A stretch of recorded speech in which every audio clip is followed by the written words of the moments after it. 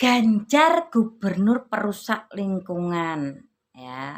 Nih tentang Wadas. Nih nanti habis ini tak kasih videonya, ya, tentang Pak Ganjar, ya. Dan dari penjelasan Pak Ganjar, ya, Wadas itu proyek siapa? Proyek nasional, punyanya Pak Jokowi. Pelaksananya siapa? Menteri PUPR Pak Bas. Ya, karena pembebasan lahannya bermasalah, ya, ada sebagian warga yang kurang bisa menerima proyek tersebut, ya. Jadi separuh jalan terus berhenti, mungkin seperti itu ya. Nah, di sini Pak Ganjar sudah menjelaskan, ya, orang berniat baik itu sering mendapat awu anget atau bagian gak enak-enaknya, ya.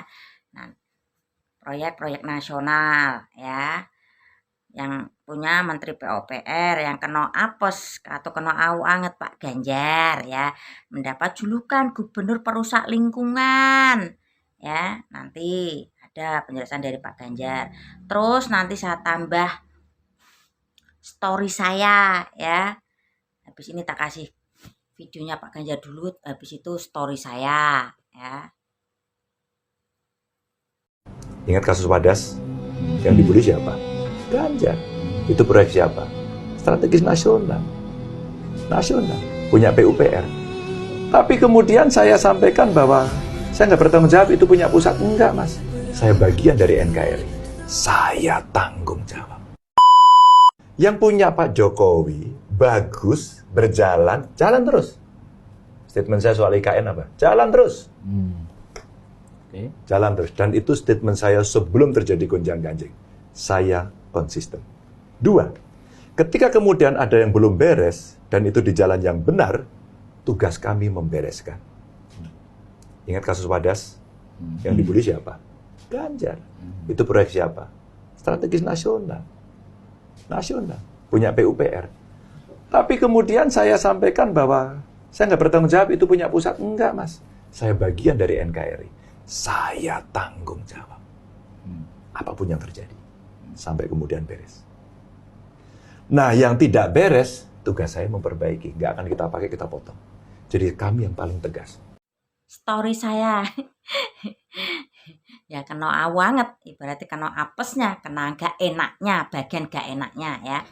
Ya, biasalah ya, mak-mak ibu rumah tangga itu kan, saya kan juga masuk perkumpulan perhutangan itu. Ya, saya masuk perhutang. Di situ kan ada kelompok, mungkin ya ada 10 orang ya saling hutang, karena saya sudah selesai masa hutang saya, terus nama baik saya itu kan kosong, nama saya kan kosong, terus dipinjem sama teman seperhutangan saya. Satu perjuangan hutang, ya, di situ pinjem, Mbak Lilis namamu tak pinjem, ya Mbak, tetapi tetap jaga ya Mbak, karena ini nama baik saya, ya.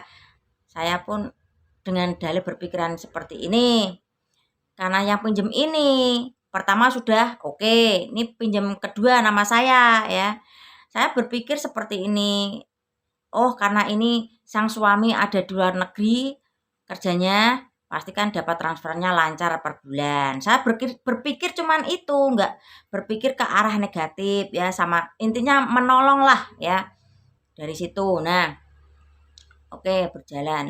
6 bulan, 7 bulan itu kan tempo 1 tahun. Nah, dari 1 tahun berjalan 7, 8 bulan, seret, angsurannya agak susah, ya. Terus sang penagih itu datang ke rumah saya, ya. Otomatis yang minjami uang ini kan taunya saya yang hutang, karena yang tanda tangan yang teken di atas materai kan saya, ya, nama Ibu Lilis, ya. Terus Ibu Lilis, saya didampingi, iya Mas, ada apa? Ini Ibu Lilis belum bayar, udah jatuh tempo. Saya sakit hati dong sedikit, ya, sedikit. Saya udah bayar Mas, saya udah kasihkan sama ketuanya, saya bilang seperti itu. Loh, tapi ini ketuanya bilang belum bayar Bu, ya otomatis yang punya yang ngasih hutang sama saya itu pergi ke ketuanya. Nah di situ terus, nah aku masuk sama yang pinjam nama saya, Mbak, kok gimana sih? Ya, kan saya udah bilang jaga, Mbak, jangan sampai nama saya itu jelek karena hutang saya itu nggak di sini saja. Saya bilang seperti, ya Mbak, maaf ya gini gini gini, wes oke. Kelar dibayar, ya. Oke. 2-3 bulan lagi, macet lagi. Sang penagih datang ke rumah saya, Bu Lilis gini gini gini. Ini telat 3 bulan. Habis dong kesabaran saya. Saya WA, saya telepon. Saya usut dulu, kenapa kok bisa seperti ternyata yang pinjam nama saya ini dipinjam sama keponakannya. Baru tahu tuh saya. Terus saya bilang, Mbak bagaimana? Saya sudah sering bilang ya, saya itu tinggal sama adik sama ibu saya. Kalau saya pribadi saya masih bisa menyimpan nama baik Mbak, aku bilang seperti itu. Ini nanti kalau ibu saya dengar sudah umur nanti tidak pikiran. Adik saya kalau dengar pasti juga akan marah. Saya bilang seperti itu. Ya Mbak maaf ya gini-gini. Kalau saya tahu nih dipinjam sama keponakan Mbak, saya nggak akan kasih. Taunya saya pinjemkan nama saya itu sama Mbak. Panggil saja Mbak Yani ya. Saya pinjemkan Mbak Yani ya.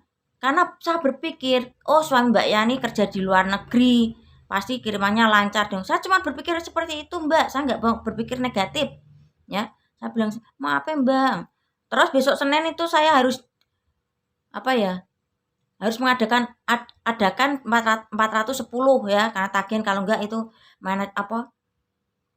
ya atasannya mau datang ke rumah saya. Saya kasih penjelasan juga sama si Mbak Yani ini.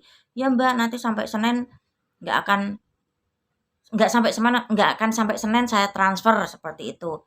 Ya, nggak tahu ini udah transfer apa belum. Jengkel saya marah di situ. Kan saya udah ngomong berulang-ulang kali Mbak, ini saya masih menutupi jangan sampai adik saya ke rumah keponakan Mbak loh aku. Ini selama 3 bulan lagi saya itu agak haduh aja harap-harap cemas ya, meski saya tidak pinjam, yang diuber-uber siapa? Saya. Yang kelihatan jelek siapa? Saya di mata penagih ini ya. Begitu juga Pak Ganjar ya, proyek-proyek Pak Jokowi yang punya hajat Menteri PUPR. Bagian gak enaknya Pak Ganjar yaitu mirip seperti saya ya. Paham sampai di sini? Yang mengasih label Pak Ganjar gubernur perusak lingkungan ya. Story-nya bukan seperti itu. Story-nya yang sebetulnya seperti ini ya. Semoga paham dan nyampe ke otak kalian ya.